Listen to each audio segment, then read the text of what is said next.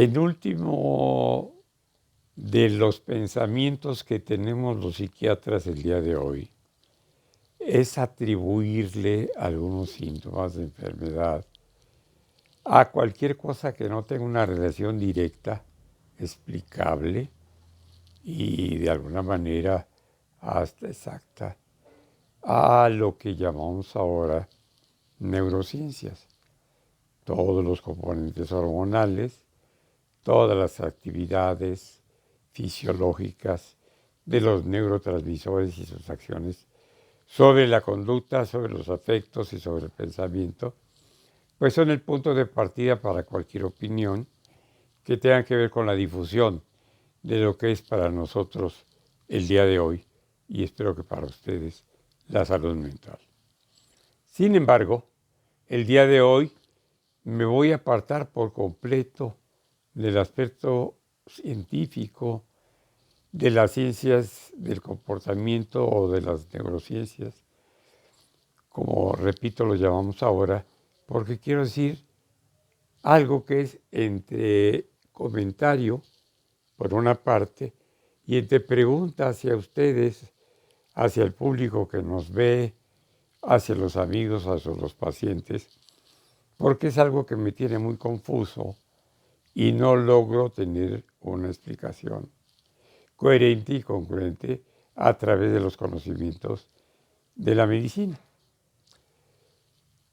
Sucede que después de la pandemia o ya en medio de la pandemia del COVID-19, muchos de mis pacientes y conocidos empezaron a manifestar una serie de síntomas muy variados, desde algo como la caída del pelo, otros somnolencia, otros cansancio, agotamiento, otros falta de concentración, sensación de disminución de las habilidades y además acompañados muchas veces de la angustia de repetir la sintomatología, pues porque las infecciones por COVID, que se han vuelto una verdadera endemia, sí nos hacen de alguna forma estar simplemente asustados, diría yo la palabra, aunque no es técnica, ante la posibilidad de tener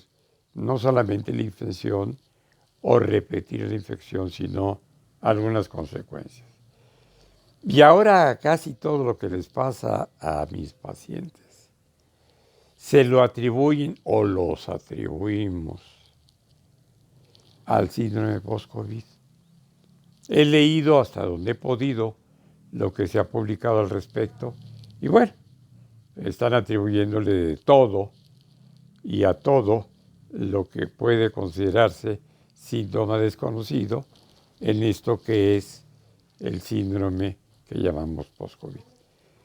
Hasta ahí es algo que todos hemos escuchado, hemos oído o hemos leído.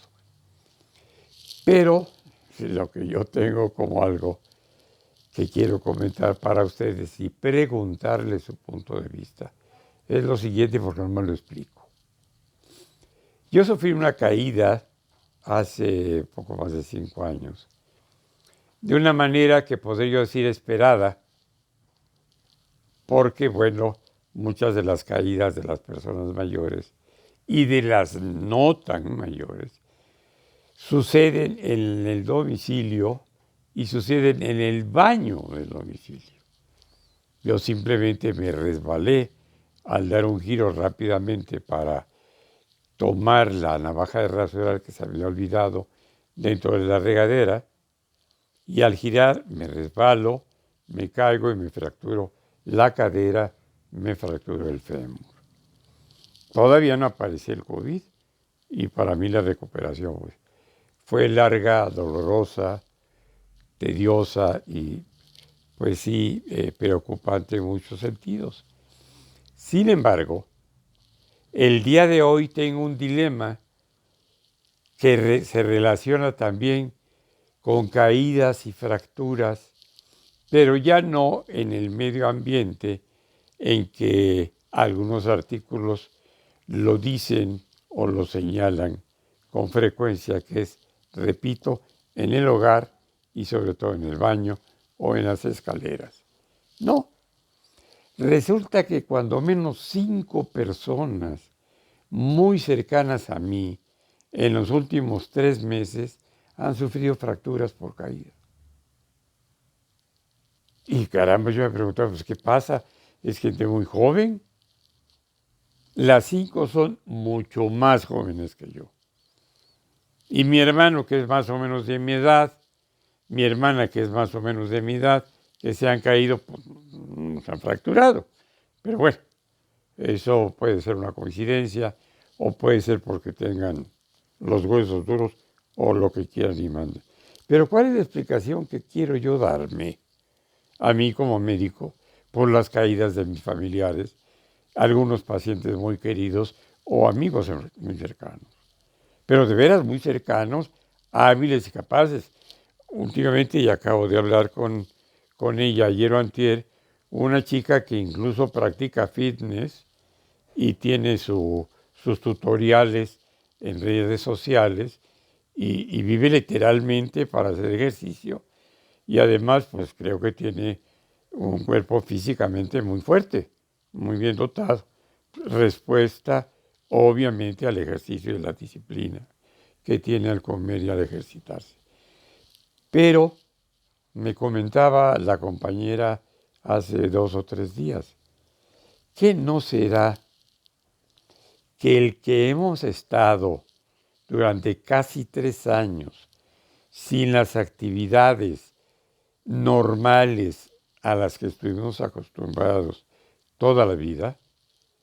¿Qué quiero decir con esto? Que bueno, pues en mi caso, por mi fractura, por mis cirugías, porque después fueron otras tres cirugías, bueno, pues yo estuve y estoy limitado en algunos movimientos y en algunas actividades, ¿verdad?